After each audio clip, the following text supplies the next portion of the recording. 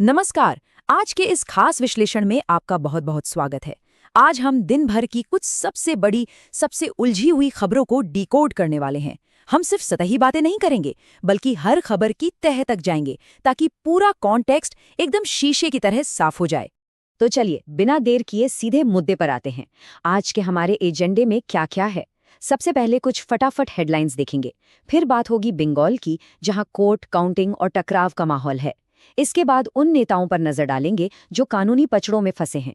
फिर बात होगी न्याय और सिस्टम की जवाबदेही की, और आखिर में समझेंगे कि कैसे ग्लोबल टेंशन का असर हमारी लोकल सेफ्टी पर पड़ रहा है।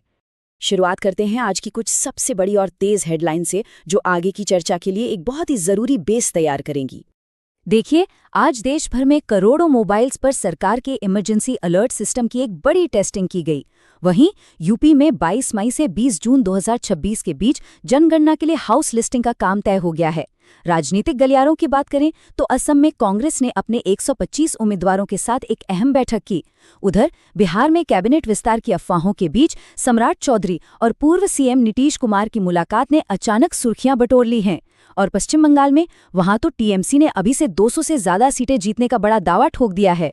ये महज खबरें नहीं हैं, ये आगे होने वाले बड़े राजनीतिक उलटफेर का इशारा है। अब यहां से आगे बढ़ते हैं और सीधे चलते हैं पश्चिम बंगाल। 4 मई को होने वाली मतगणना से ठीक पहले वहां के हालात सच में काफी तनावपूर्ण और जटिल हो गए हैं।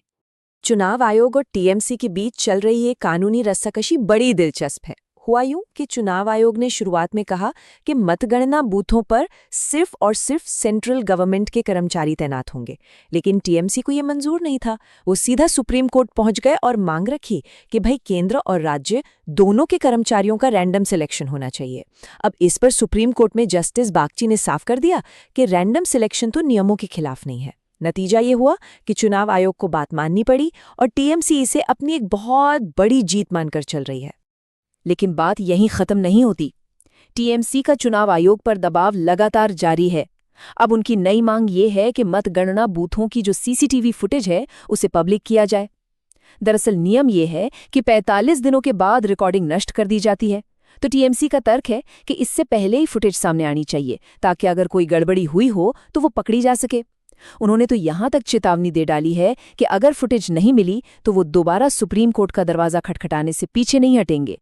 कोर्टरूम से बाहर जमीनी हालात भी काफी उथल-पुथल भरे हैं। दक्षिण 24 परगना के 15 बूथों पर दोबारा मतदान यानी रीपोलिंग का आदेश दिया गया है। वहां कार्यकर्ताओं के बीच काफी हिंसक झड़पें और पुलिस लाठीचार्ज की खबरें सामने आईं। खैर, इस भारी तनाव के बावजूद शाम 6 बजे तक करीब 85% की शानदार वोटिंग दर्ज की गई। इसी बीच प्रशासन ने एक पुलिस अधिकारी को सस्पेंड कर दिया है, क्योंकि उन्होंने सोशल मीडिया पर बंदूक के साथ एक बहुत ही विवादास्पद पोस्ट डाल दी थी। और हाँ, ईवीएम स्ट्रांग रूम के सीसीटीवी बंद होने के जो दावे टीएमसी कर रही थी, चुनाव आयोग ने उन्हें पूरी तरह से खारिज कर दिया है। अब जरा आईपैक पर हुई कार्रवाई की इस क्रोनोलॉजी पर नजर डालिए। ये टाइमलाइन अपने आप में एक पूरी कहानी बयां करती है। 8 जनवरी 2026 को ईडी ने चुनाव रणनीतिकार संस्था आईपैक के ठिकानों पर रेड मारी और उनके को-फाउंडर को गिरफ्तार कर लिया।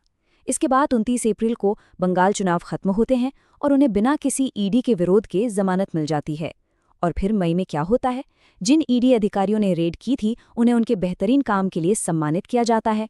अब इसी टाइमलाइन को दिखाकर विपक्षी नेता ये गंभीर आरोप लगा रहे हैं कि केंद्रीय एजेंसियों का इस्तेमाल एक राजनीतिक हथियार के तौर पर किया जा रहा है। चुनावी दांवपेच से थोड़ा हटकर अब उन राजनेताओं की बात करते हैं जो इस वक्त बहुत ही सख्त कानूनी जांच के घेरे में आ चुके हैं। सबसे पहले बात करते हैं आम आदमी पार्टी के पूर्व नेता और अब बीजेपी के राज्यसभा सांसद संदीप पाठक की। अचानक से इनकी मुश्किलें बहुत ज्यादा बढ़ गई हैं। उनके खिलाफ 2 अलग-अलग मामलों में गैर जमानती एफआईआर दर्ज की गई हैं। मामला काफी सीरियस है, पुलिस की जांच चल रही है और गिरफ्तारी तक की नौबत आ सकती है। हालांकि संदीप पाठक जी का कहना है कि उन्हें ऐसी किसी एफआईआर की भनक तक नहीं है, लेकिन पंजाब पुलिस इस मामले में बहुत तेजी से आगे बढ़ रही है। दूसरी तरफ कांग्रेस नेता पवन खेड़ा के लिए थोड़ी राहत की खबर है। उन्हें एक मानहानि केस में सुप्रीम कोर्ट से अग्रिम जमानत मिल गई है। ये केस दरअसल असम के मुख्यमंत्री की पत्नी ने दायर किया था। जमानत मिलने के बाद पवन खेड़ा का ये बयान काफी चर्चा में है। उन्होंने कहा, मेरी जमानत न केवल मेरी व्यक्तिगत जीत है, बल्कि ये उन लोगों के लिए भी एक चेतावनी है जो सरकारी शक्ति का गलत इस्तेमाल करते हैं। सत्य की ही जीत होती है। देखा जाए तो ये बयान एक कानूनी जीत को सीधे तौर पर एक राजनीतिक संदेश में बदल रहा है।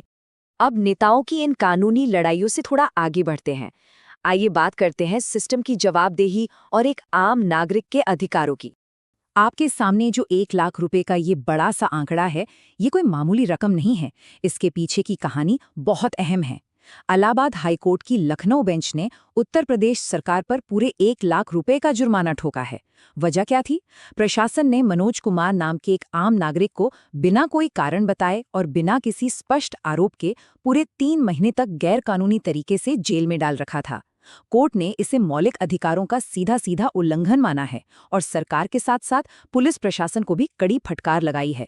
ये घटना हमें सोचने पर मजबूर करती है कि सत्ता की ताकत और उसकी जवाबदेही के बीच कितना बड़ा फासला हो सकता है। इसी प्रशासनिक जवाबदेही से जुड़ता हुआ हमारा आखिरी और बहुत ही महत्वपूर्ण सेगमेंट है। इसमें हम देखेंगे कि कैसे दुनिया भर की राजनीति का असर हमारे और आपके जीवन पर, हमारी सुरक्षा पर पड़ता है।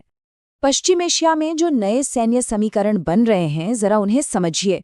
अमेरिकी राष्ट्रपति डोनाल्ड ट्रंप ने ईरान की तरफ से आए शांति प्रस्ताव को साफ साफ ठुकरा दिया है और उसके ठीक बाद 8.6 अरब डॉलर के भारी भरकम हथियार सौदों को अपनी मंजूरी दे दी है।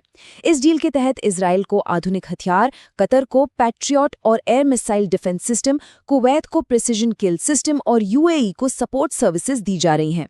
मतलब सीधे शब्दों में कहें तो पश्चिम एशिया में हथियारों की एक बहुत बड़ी खेप उतरने वाली है। अब जाहिर है, अमेरिका के इस कदम के बाद ईरान चुप तो बैठेगा नहीं। ईरान का रुख अब बेहद आक्रामक हो गया है। उनका सीधा आरोप है कि अमेरिका शांति चाहता ही नहीं है। इसके जवाब में ईरान ने भी एक संभावित युद्ध की तैयारियां तेज कर दी हैं। उन्होंने जमीन के नीचे छिपाए गए अपने मिसाइल जखीरे को बाहर निकालना शुरू कर दिया है। और तो और, अरब की खाड़ी के किनारे अपनी 2000 किलोमीटर लंबी तट रेखा पर पूरी तरह से नियंत्रण का दावा भी कर दिया है। ये पूरी की पूरी स्थिति इस पूरे रीजन को एक बहुत ही खतरनाक मोड़ पर ले जाकर खड़ा कर रही है। एक तरफ पूरी दुनिया हथियारों और इन बड़ी बड़ी जियोपॉलिटिक्स में उलझी हुई है, लेकिन दूसरी तरफ अपने ही घर में आम नागरिक की सुरक्षा का क्या हाल है?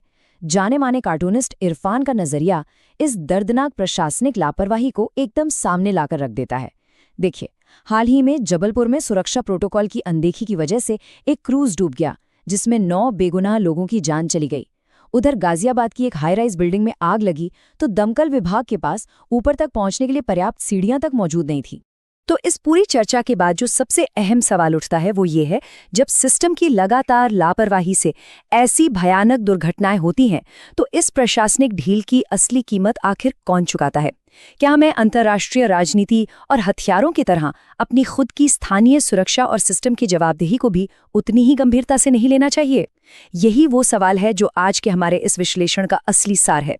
इस चर्चा में हमारे साथ जुड़ने के लिए आपका बहुत बहुत धन्यवाद। उम्मीद है आज का ये विश्लेषण आपके लिए ज्ञानवर्धक